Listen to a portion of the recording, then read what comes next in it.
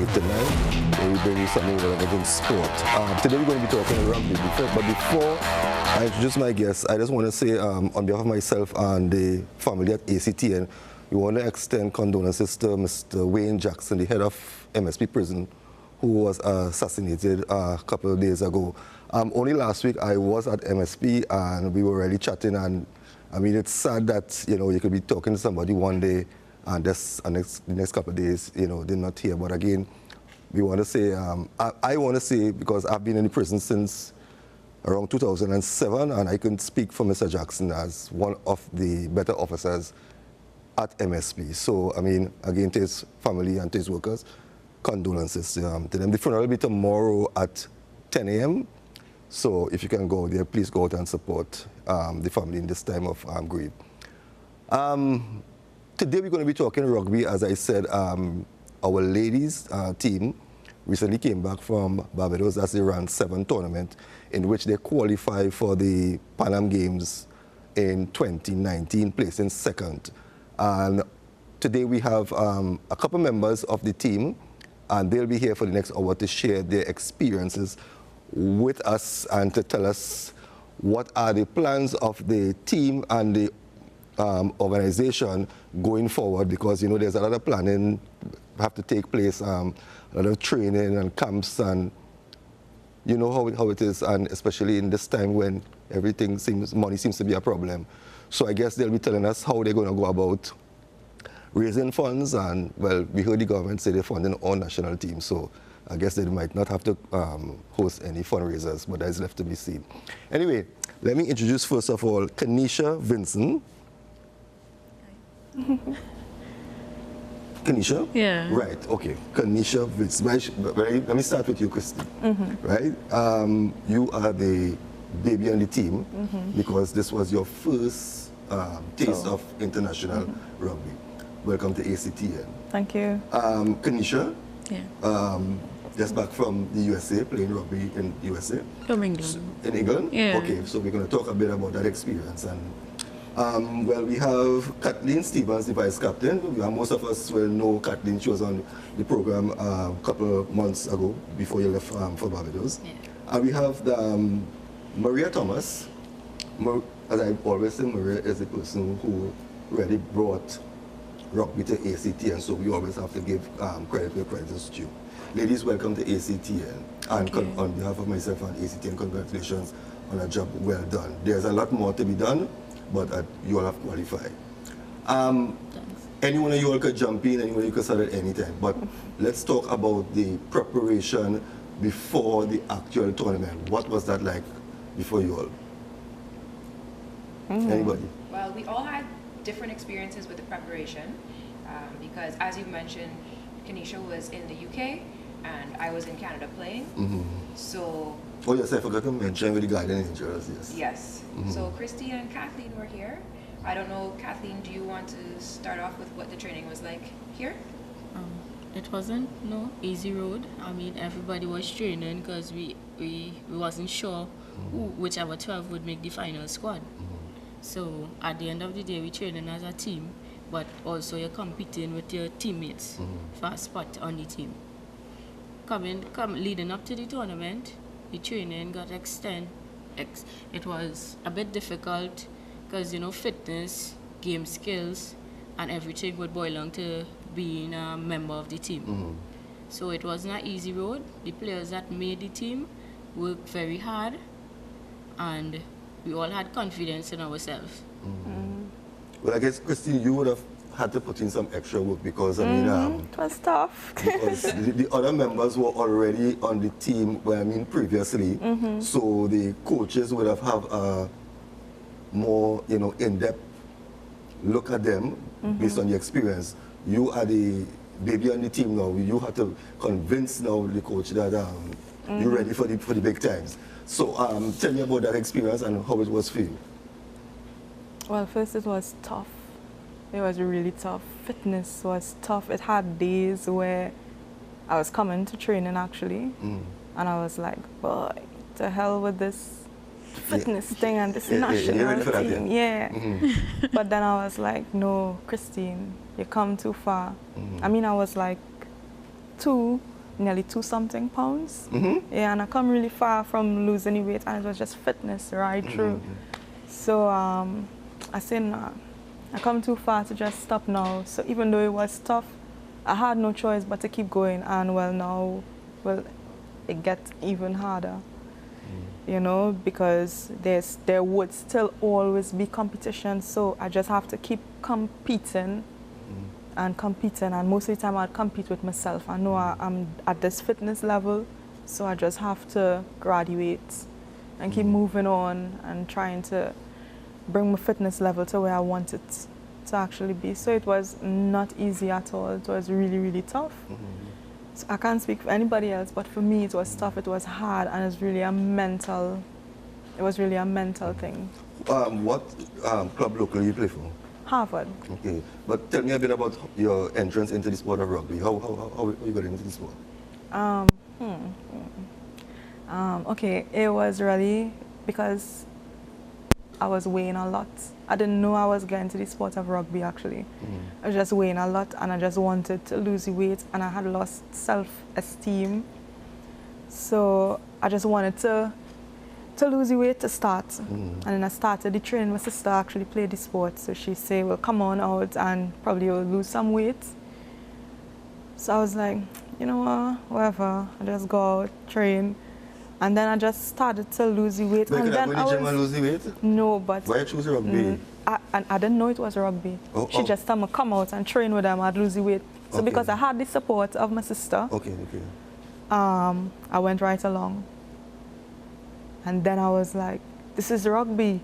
And then I started to fall in love with the sport. I stopped a couple months and I started back. And since then, that was 2015, to now I didn't really stop. No breaks, injuries, I go right through. You know, I gained self-esteem, confidence. I realized that I was stronger than I actually thought I was. And I lost the weight. I'm weighing like 140 something now. Last time I checked was 138. So from 200 to 138, I couldn't really give up on how I reached that far. So that was my experience. And well, I previously played with UE. And then I just wanted more. I just was hungry for more. Because it's a challenge. Sport is a very challenging sport. You can never stop learning. You can never stop grow. So, well, that was my entrance into rugby. Through all of that, did you had in mind that your next goal is to represent Trinidad and Tobago? Or you were just focusing on losing the weight and just playing this sport? I was focusing on losing the weight, and then I fell in love with it. And I just wanted to be better. I just wanted to be better than myself, better than the person that I was before. And then I was like, you know, I could be the best. I was never negative at any point in time. And then I got the opportunity earlier this year where they had an opening for national athletes, well, to be a part of the team. And then I tried out. And then I actually didn't really thought that I would have made the team, even though I was never really negative. I never really thought that I would have made the final select for the team. And for me, it was a great experience going forward, making a team. So maybe somewhere along the road, I wanted to make the national team. Yeah. Can you tell me a bit about your local club and your entrance into the sport of rugby? Well, I play for Royals Rugby Football Club. I came into sports having been at a youth camp, the Trinidad and Tobago, they have the Olympic youth camp. Yeah. And they had like a learner sport. And Cornish John was the one who introduced the sport at the time. And it was just so different and interesting from anything that I'd played before. That I was like, well, best I give this a try and see how it goes. I went to one session with Royals, and from that point on, I was like, okay, well, this is it. This is fun, interesting, new. Let me continue to try and stick with this. And having played my first game, that was when I decided that I wanted to make the national team. And I worked a lot harder. The coach at the time was Kitty, and I really wanted to make the team. She was such an influential and, I would say, determined person that I wanted to train under her. And a year after joining the sport, I was able to make the national team.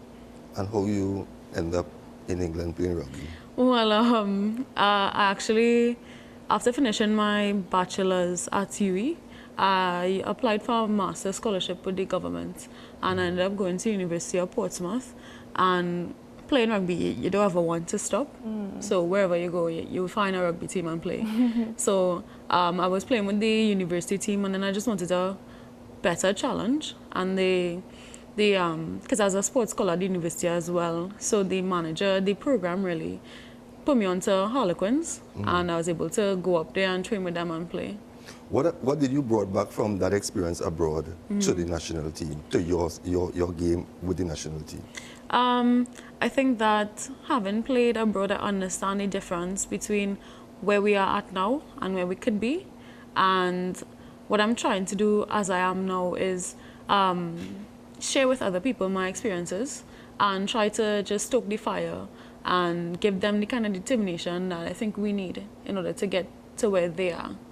I'm still trying to find out what is like rugby is an addicted sport, because when I spoke to Kathleen and I spoke to Maria and I spoke to Connie's, this love for this game, just going and play it once. I'm still trying to find out what it is, if... You must come and play. And then you also, I mean, a little bit, because... When I first used to look at rugby, you always saw these big, huge, individuals, both male and female. And when I came in and see, Captain is the captain. I mean, look at her size. You understand? Nicolette, the vice captain, sorry, and the captain, Nicolette. I mean, not big, individuals. But Kathleen, as the vice captain, you have to talk on behalf of the team here now. What was the mood like with the team when the 12 players were selected, right, prior to the tournament? What this was like? The gelling of the team and all of that? For myself, I thought that it was all positivity. Like, everybody just had a positive vibes going forward. At first, we would be training. Of course, you're competing for a spot, so you're not sure. So in your head, you would have second thoughts, probably are there, probably are not there. But when the team actually gets selected, like watching the names on the list, you would know how each player playing and stuff. So I thought to myself that, this is a team that, could take us distance. So even going into the tournament, not all the time you would be starting on the field, but even being on the sideline, you would watch the team playing on the field and feel like you're there, like that team for sure going to win out this game. After our first day of playing, which we won all 3 games, beating 3 teams, 0. It was like, we just come out here, this is our time, we just go in and take this home. So right through the tournament, and you would be hearing each player talking to one another, talking about the games and nothing negative. So being around all that positivity, even if you have a negative thought in your head, you would eventually turn that into positivity and everything would, And we just had a great tournament. Overall, we just had a really, really great tournament. And you all didn't have no problems like the rest of national teams, no funding and funding coming late, and everything was in order? Even though we had problems, but again, we didn't let that keep us back. We as the players don't really get to know the insights of these problems. We just know that we reached there and we could play a tournament. Even though our flight schedule and stuff was a bit, because we went in the night, some of the players reaching the night to play the morning. Okay. So we had to adjust basically from the night to the morning. We still didn't let that get too much in our heads, because at the end of the day we have a mission to accomplish, and that was our focus. Okay. Maria, this is the first time we're really going to be talking to you basically since coming back from Canada, right? Before we get into the actual discussion of what with the team in this event, we want to talk a bit about your trip to Canada playing with the Garden Angels. But we need to take a break, so when we come back, we'll chat a bit about that. Viewers, you are watching Scoreboard here on ACT, and we'll be right back after this short break.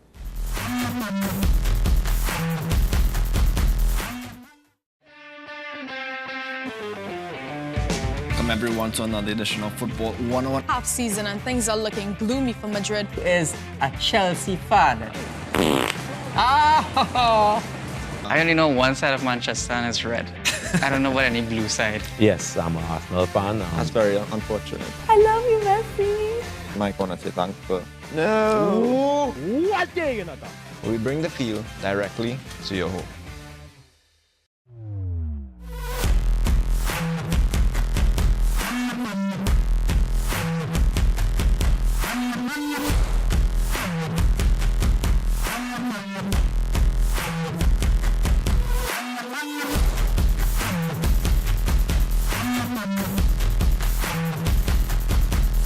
Good evening, Trinidad and Tobago. Welcome to another edition of Scoreboard here on ACT, and it's always a pleasure to be in your company every Tuesday evening between the hours of 8 and 9. Welcome back, viewers. Welcome back to Scoreboard here on ACT. And before the break, Maria, we wanted to find out a bit about your experience in Canada playing with the Guardian Angels. Was it a invitation, or how did you end up with this team? Tell us a bit about that. Okay, well, yes, it was an invitation. The Guardian Angels has been established to combat the marginalization of women in sport, but specifically in rugby, particularly as we age. So the team, you must be 30 to be eligible to play for the team. And we play in the Ontario League Second Division. So that means we're playing in the division with mostly younger women who are playing in that division.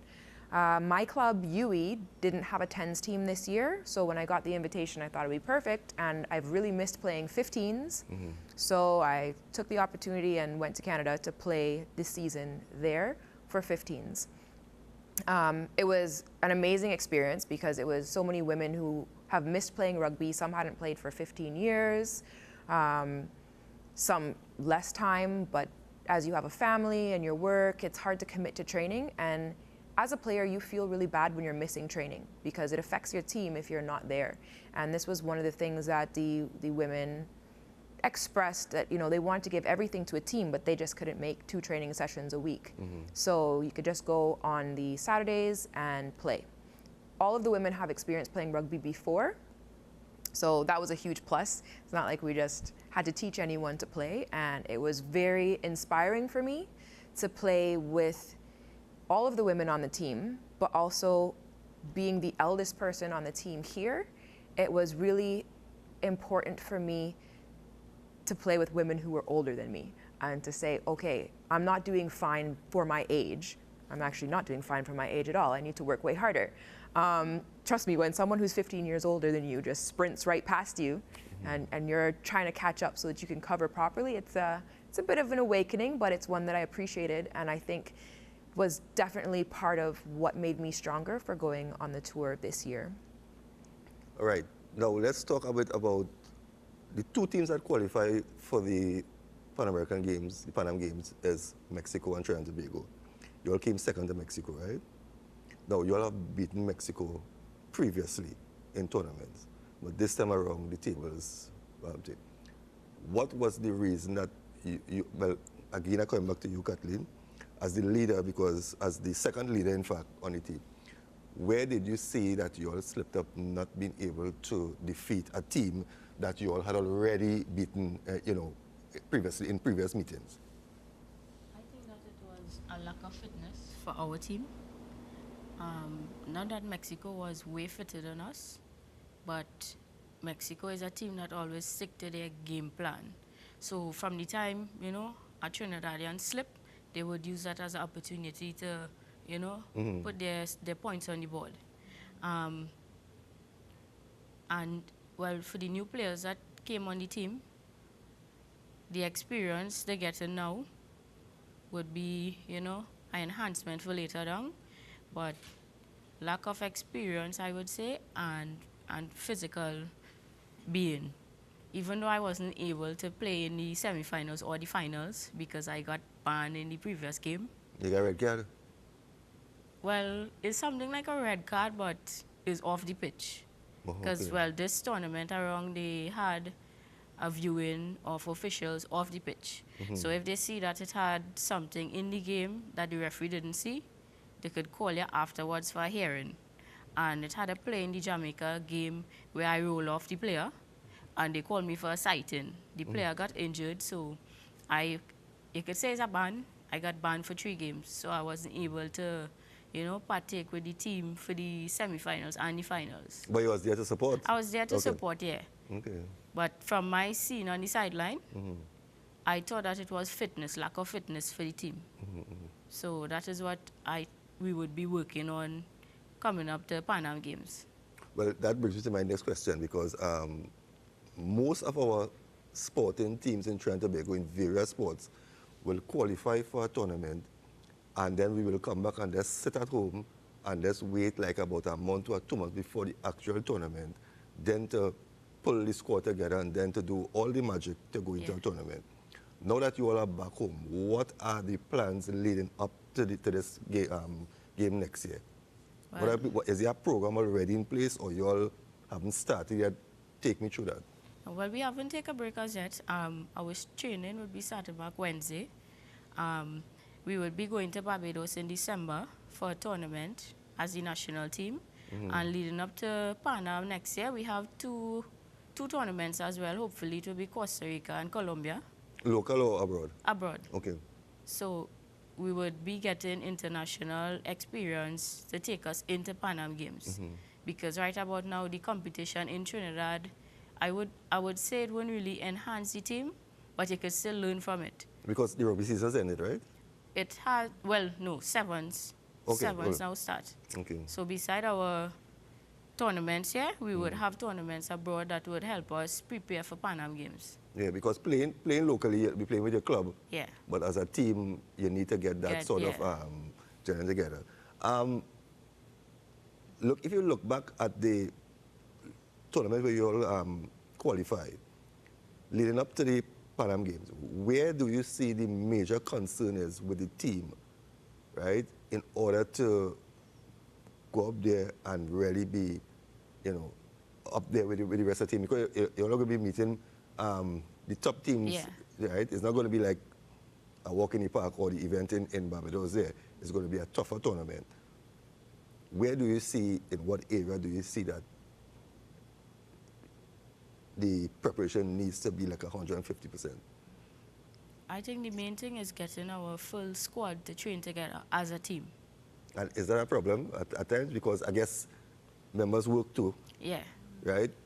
You call going to here, going to there, but then if the players can get, how difficult it is to get the time off from your old jobs when you're called up to the national team?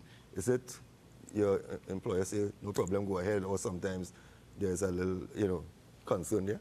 Anyone of you could jump in, because I guess you're working right now. Yeah? Well, at times, well, seeing that we have all these tournaments, I'm not in a government job right now. So it would be kind of difficult, like every 2-3 months you're telling your boss you need time off to go, or you're dropping in a letter, which is not really going to benefit them. Because, you know, you as a national athlete, nobody would really know you working in this private company. If it was government related, it's something else. So for me, it's like just keeping a relationship and just doing your work while you could. So when you're really ready for the time, you could have that relationship with your boss to actually get it. Okay. Part of it isn't just the tournaments. It's training, it's the days that we have training camps.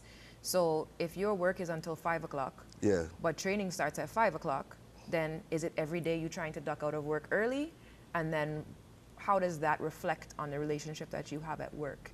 It's not just having the time for the tournament. There's time that we need every single week to train and prepare. So there's already a slight disadvantage getting the team ready how it's supposed to. And that's the issue with sports in Trinidad and Tobago. That is why the other countries always have that edge on us, because they, from day one, they're in a camp doing what they're supposed to do. We have now to go do the 8 hours job, try and come out, you understand? Miss today, come tomorrow. But other than that, how do you see the program that's going to be put in place benefiting you all leading up to this tournament? I think that the coaches have a very comprehensive idea as to what the team needs. And if it is that we start now, because Pan Am is next year, July. Yeah, that's right, Yeah, so if we start now... Not even already an entire year. Yeah. You know? Yeah. If we start now, because we do have to get stronger and we do have to get fitter, I think that we would be able to get there within the months that we have. But we have to be committed, not only during the training sessions that are carded, because being an athlete in Trinidad and Tobago is like having two jobs. The job that actually pays you and then being an athlete. So it's about personal commitment and being able to make that sacrifice in order to get where you want to as a team. Okay. And what like, not the organization so much, but the team, what sort of preparation you're going to be doing leading up to the tournament, right? I think when I spoke to Maria, sometime last week, you were telling me about some things that is going to be in place to, because you all came back here and really and truly, it was like, okay, right? We just came I don't think anybody came to the airport to meet you all, except the taxi. Yeah. Right? You all are going to Pan Am Games. So, how are the rugby fraternity and the people who are supposed to be marketing you all? How are you all going to be marketing yourself that people will know that this team qualified, came second, and it's now on to the Pan Am Games, and we need to know who the rugby players are, because, I mean, except for you all here, and Nicolette and maybe Quanies, you know, nobody else on the team. True. You understand? And that is how you draw support for a team when the public knows the faces of the individuals. So that's why maybe we should have a member of the management board to talk about, you know, what plans, you know, if we're going to be our seeing. coaches spoke to us even before we went to Barbados. Okay. And they asked us what sort of things would we like to do when we return in regards to training, in regards to team bonding, like what are different dynamic ways that we can train? Because when you have a long period before a tournament, to say that, okay, it's Monday training, Wednesday training, maybe a Saturday training, it's very monotonous, and we need to make sure that the team stays together and there's importance on every session. So does it mean doing a hike or a trail run? Does it mean getting behind some causes that we can support and promote, doing 5K? There are lots of 5Ks, half marathons, marathons that happen, things that we can tie into our training. And I know that our technical team right now, they're working on the schedules for that and what sort of things we can participate in. That one, it's going to help us with our training, and two, is going to lead to more opportunities for us to be visible and represented in the media and throughout Trinidad and Tobago. Looking back at the performance in Barbados, now there's a problem that I see with sports in Trinidad and Tobago, is that we train on facilities that is not good at all, period. And then we go and we meet the real facilities outside there, and then we realize that is that a disadvantage for you all training? Because I mean, sometimes I know you all train like in the Queen's Park Savannah, with all the razor grass and the grounds are not good. Does that help you all training on a bad surface to go on a good surface and do better? You can say so, because at the end of it, if you're training under this kind of influence, you know, pick a chucky in your foot and whatever, and you have smooth turfs to run on, you could more than make it in the smooth turfs, because you're making it through the rough one. Or when you're falling on the smooth turf, you wouldn't feel it as much as when you fall down. And you want to get up because you're still really far from the chucky, right? Well, we just get up. In that case, we need to get up. I don't know. Our sport is a contact sport, so falling on the hard ground in the Queen's Park Savannah makes all the stronger. I don't think so. I think it deters people from the sport. Because in dry season the ground is concrete. That's And I think that they really need to look into getting facilities for sports like rugby, contact sports, that need that kind of a little bit more care. Because we do need to be able to practice contact sessions or have contact sessions throughout the year, rather than like just wait for rainy season or just wait for a little bit of rain to fall for the ground to soften. It doesn't make any sense. I think it's a good argument for why it's so important that we invest in having these facilities, because if you go out and you look at our performance, I think that it's inspiring. Sometimes we're disappointed, but when you think of all the things that we don't have or the preparation that we didn't have, I think that our performance makes it very obvious that that kind of investment would definitely allow us to reach other levels and higher levels of play. Because, I mean, since I've been following women's rugby, I mean, from what I've seen, well, I think the women have been doing a great job. But still, that you all are home, right? You have no decent place to train, right? So, as members of the team, what would you like, well, Corporation of Tobago, government, or anybody who can assist you, what would you all like to see happen with the sport of rugby? I would like to see it reach levels that it never reached before. For example, Olympics. Like next year's opportunity for the team to qualify for Olympics. The winner of RAN would definitely be, once USA and Canada stay in top, they wouldn't be in RAN next year. Yeah, so the Caribbean teams are taking part in the tournament next year. The top team would have an opportunity to qualify for Olympics. And when is that? That would be either in September or November. Oh, that's after the... Okay. So I would definitely like to see that Trinidad is a team that make it to that Olympic spot. Okay. Because you said USA and Mexico wouldn't be... USA and Canada. Once they stay on top, as they is right now, they wouldn't be in our competition. And how much teams will go through? One team would go through, and second place and third place would have another opportunity to qualify again. And who is the major threat for you all right now? Well, for us, how this year went, we don't really have any threats. It's just for us to stay on top of our game and keep focus, know easy mission, and accomplish it. So I would say that first. Okay. Now, looking back at the performance, who are some of, it's only 4 you all here, but it's a team of 12, right? Who are some of the other players, and did you all see any emerging talent? Well, I know it's the first time you play, but who are some of the emerging, I shouldn't say emerging talent, but who are some of the players that really went out there and maybe give a little bit extra, something that you all didn't see before? For me, coming back to the team was me seeing all the new people, 4 of them, for the first time in a national team setting. They all did really, really well, but the person that I think went the extra mile that I wasn't looking for was Leah Kentiba. This was her first national tour, and she scored like 18 tries in the tournament, which is absolutely amazing. So I think she really put that extra oomph into it, and she was so determined, and she worked so hard throughout the entire tournament. Because I was also reading about Quinny's too, because she was out of rugby for some years, right? And she came back. How, from you all looking at her, what was the performance like for her? I think that it was great. For me, seeing her play is like an inspiration. Because unlike me, I more physical than her. She have more size. For all Connie's need to do for me and my eyesight is just improve on her physicalness, and she would be the perfect player. Watching her play, she would take the ball and take 3 attackers with her. She leave her line free.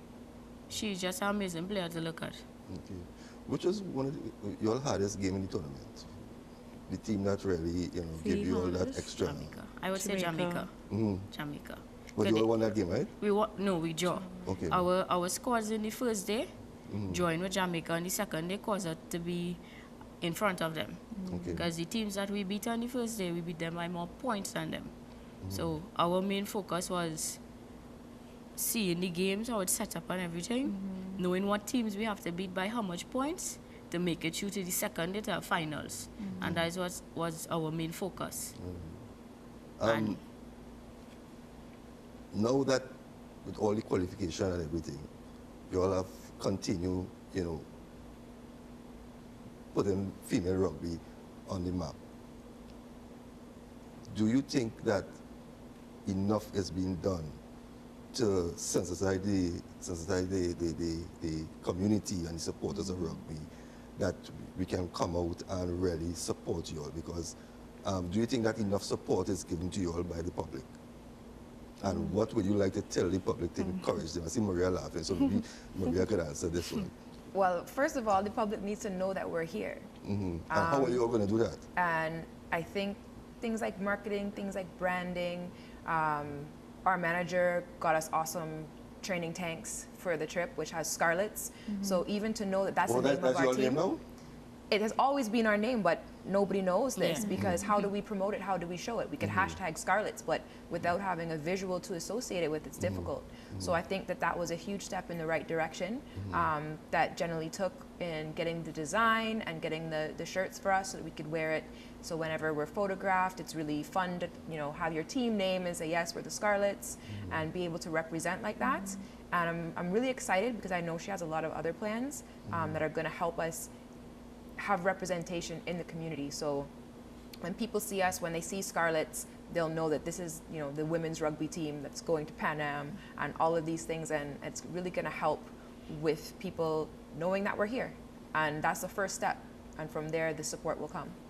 Okay, I know we have to take a final break, but when I come back I want to put you all on the spot. I want to find out from you all, if as women in sports, if you think that you all get less than what men does get in sports. So think about that. Viewers will be right back after the short break.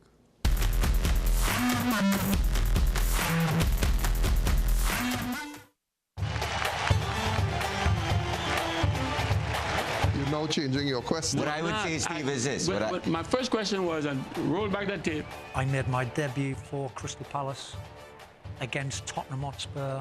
My responsibility was to get the ball and make things happen offensively. In all the time we've played together, I've always been the decoy. Welcome to Field of Dreams on ACTN. My name is Steve David, and I'm your host.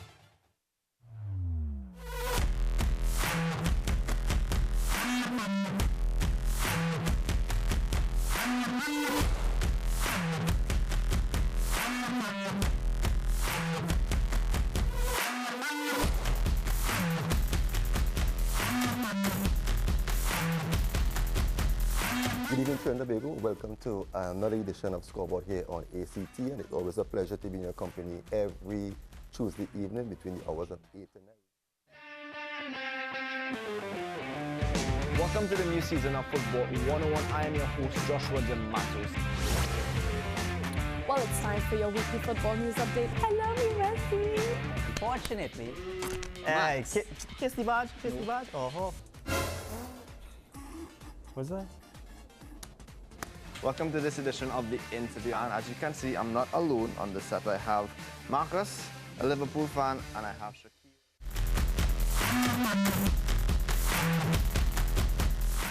Welcome back, viewers. Welcome back to ACTN, and this is Scoreboard Talking Rugby.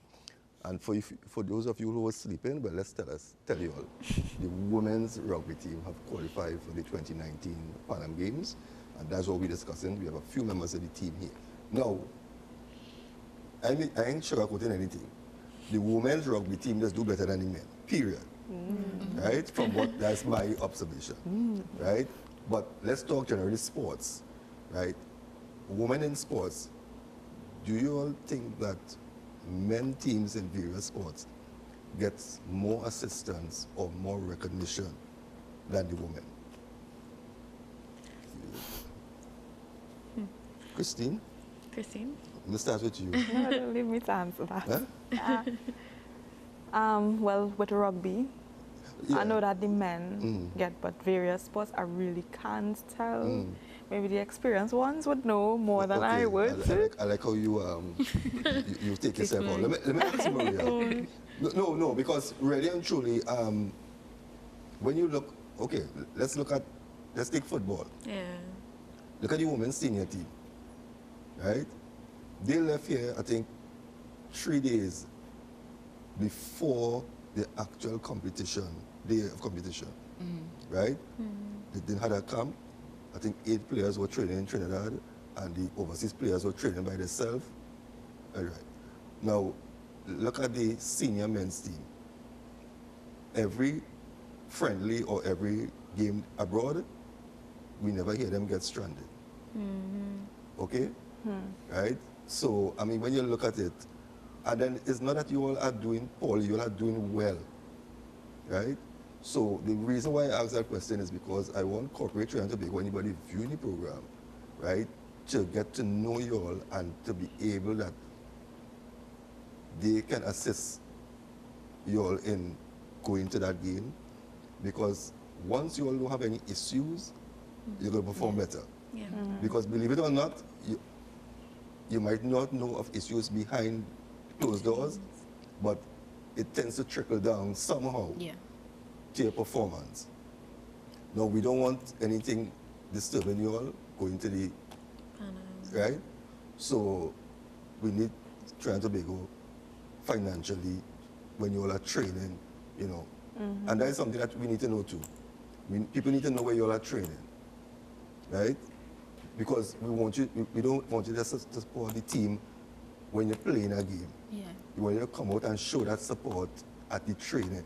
That is going to motivate you and it's going to encourage you. So I don't know if you all are willing to tell the public where you are going to be training, if you all know it now, or, you know, where you all are going to be, if people want to meet you all, you know, because I felt that you are coming back here, knowing that you are qualified for the game, you're supposed to have something where you can be meeting the public, right? I thought that it would have media welcome something at the airport, because we see it in other and it's come back to the same question I asked just now: if men get more than women, because you all came back here and I think the only thing that me told you by the airport is the taxi. Well, I think there's a big drive for women in sport. You'll see lots of hashtags, Press for Progress. I know the Olympic Committee has Future is Female, and all of these things, because, I mean, sometimes it's a conscious bias, but often it's an unconscious bias as well. That the framework has been set up for men. And when a women's team joins, it's because someone has the passion and they've done it themselves. But when it comes down to traveling, funding, and all of these things, the numbers don't match up when there's double, when there are two teams, which means that all of your funding, everything that's in place now goes to two. However, the structure as it's set up was only accommodating one. And then without us, again, getting the publicity, having the support, and people seeing and saying, oh, well, this is actually really interesting. It's not a side, it's not, oh, look, well, yeah, the women are playing too, and, you know, so are the youth. It's that we are amazing teams ourselves, and that we're doing very well, and that we can carry a sponsorship or a partnership, and to really promote that a lot more. And I don't think it's necessarily intentional. It's just that it takes people to get that work done. And I know World Rugby is taking a huge initiative to make sure that women are represented and that women are supported and have the technical expertise that are required to do all of this. So I think that the reality is it's still unfair, but we're working towards changing it. And we're in a good opportunity right now where anyone, sponsors, people who are looking to, say, get even experience in the sporting industry, can really use this as a way to promote women and to hone their skills. Okay. So you all haven't started the actual training program as yet, right? No, it starts on Wednesday. On Wednesday. You all have an idea what it's going to be, where it's going to be. So if the media wants to come and, you know, maybe chat with you all or look at the training, you know, you all know where. I know you all have a home, so, you know. Most likely it would be on the savannah. Okay. Across by the botanical garden. And how often are you all going to be training? Any word on that, like 5 days a week? We would start up 2 days a week, which would be Monday and Wednesday, and then coming closer, because right now, how is rugby season? We wouldn't really be training on the weekends, because on the weekends we would be playing games. So like when we don't have games on the weekend, we would be training on a Saturday, probably in South, or on a Sunday, according to how it goes. What do you think about your chances are for next year, based on your performance, not only in this last tournament, but from previous tournaments, because you all have been improving as you all go along, right? How do you think, where do you see chances are in that major tournament? You know? whatever we lack in this tournament cause us to lose the finals. And I think once we focus on the mission and we know what it have at stake, if the team just focus on getting past all the hurdles that we had in the past, we would accomplish our mission. And I still really have a strong feeling, because I think it's about time that Trinidad women team make history, even though we have been improving and the state that, you know, we need to win something major in order to get that publicity. If it is that we accomplish that mission on our own, I think that it would ease all problems for us. Okay. Maria, when you look back at the whole rugby scenario with this team, where would you say this team, well, I should ask both you and Kanisha, because of you had that experience abroad, right?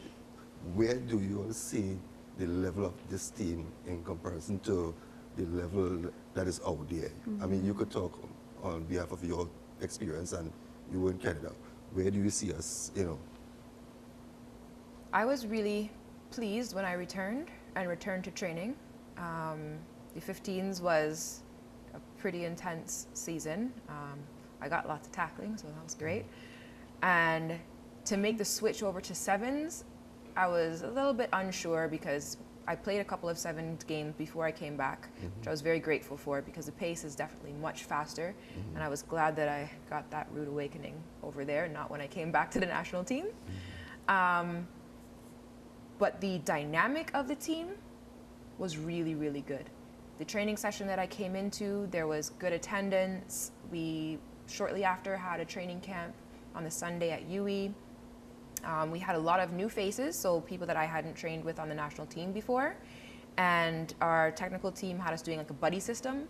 So you had to partner with somebody that you didn't know each training session and get to know a little bit about them, make sure that they were where they were supposed to be in training, whatever, just look out for each other. And I thought that that added a really nice dynamic to the team. And so when I came back, I felt really excited, because it wasn't coming to a training session, it was coming to a team session. And I think that that really has helped us in our performance, and is something that we are going to be focusing on doing more of, so that when we are playing, we know each other.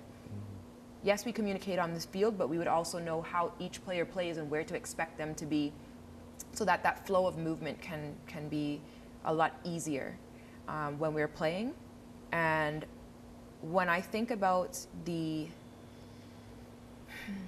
obstacles that we have, so as far as training, as far as whether it's attendance, whether it's enough contact training, things like that, and I look at our performance, as I mentioned before, I am so excited for this team, because yes, teams outside might be performing better, but I know what they have as well. They have nutritional programs, they have gym programs. Even with Guardian Angels, everyone was doing their own thing individually, but then coming and bringing it to the team. So what wasn't done in a team setting for training was done in whatever time we had. Kanisha mentioned Leah Kintiba, and she was very dedicated to training on the national team. From Defense Force? Yes. Yeah, okay. But also to her training besides what she did for the team. And it was totally visible that she was doing extra training on her own time, and she brought it and contributed to the team in a positive way. Now, what is the pool like of players? Because I'm sure that leading up to that tournament next year, there are going to be players who are going to be trying to take your places, right, on the team. Yeah. What is the pool like with the younger players, those who are hungry behind you all, looking for you all to maybe make one bad, game or something like that, to sneak in there and it's like how you came in on the team. What's the pool like? Are you all seeing young players, really with that fire, that eagerness to make the national team? Yeah, so what the management does is that they limit the pool to about 20 to 22, like an active team of players at a time. And from that they pick the 12? From that they pick the 12. Every now and then they'd have open trials, which is how Christine got into the national team. I'm not sure if they have that coming up towards Pan Am. I think they've at this point they've seen just about everyone who had interest in the right, team. Yeah, so they would have called back the 20 to 22 people that they wanted to focus on and to help grow.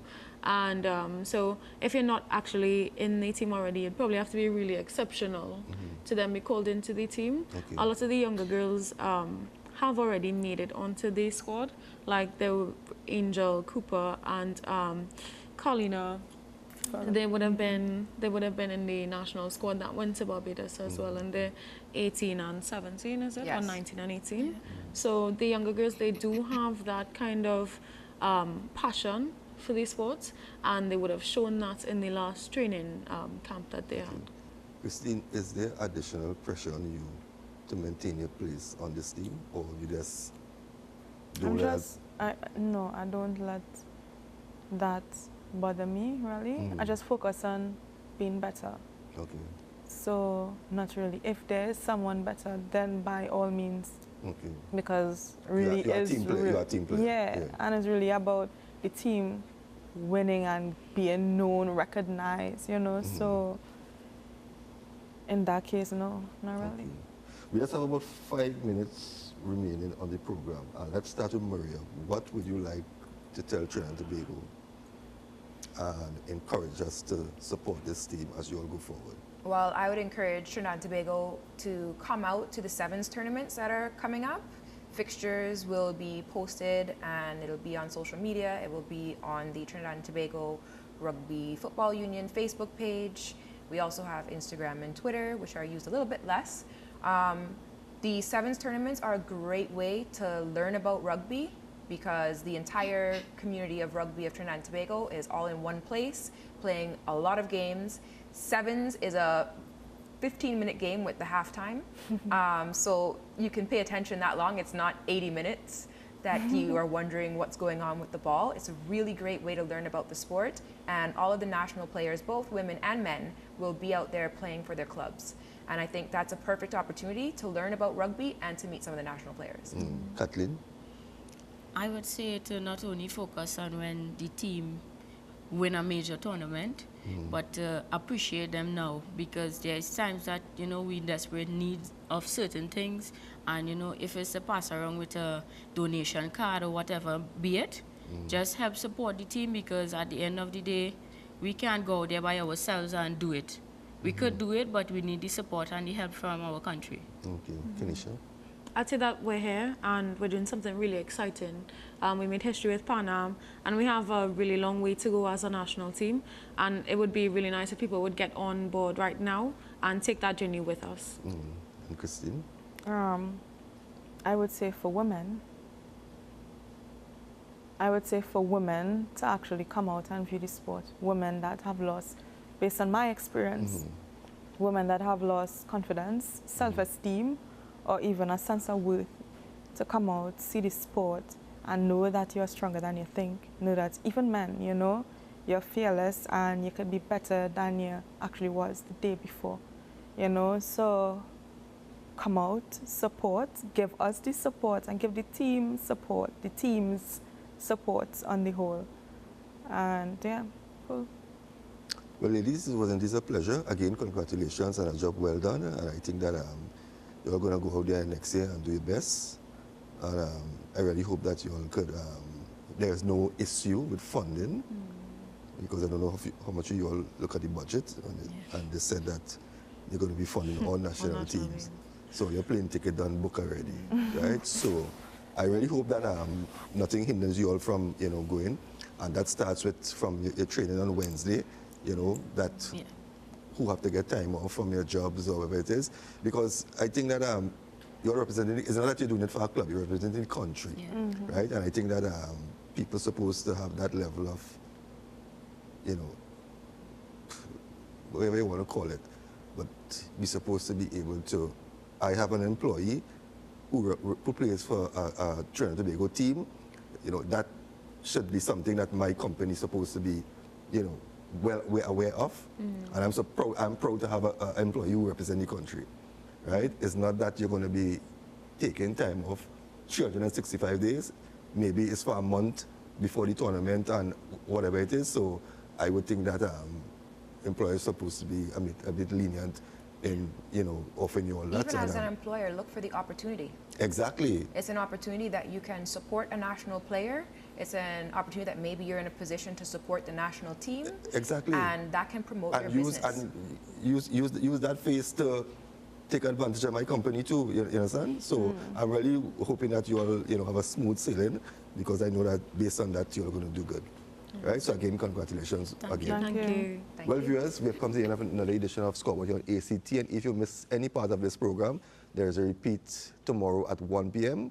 So you can stay tuned and keep locked on to ACTN. Look forward to joining you next week, Tuesday at 8 p.m. for another edition of Scoreboard. Have a blessed week ahead.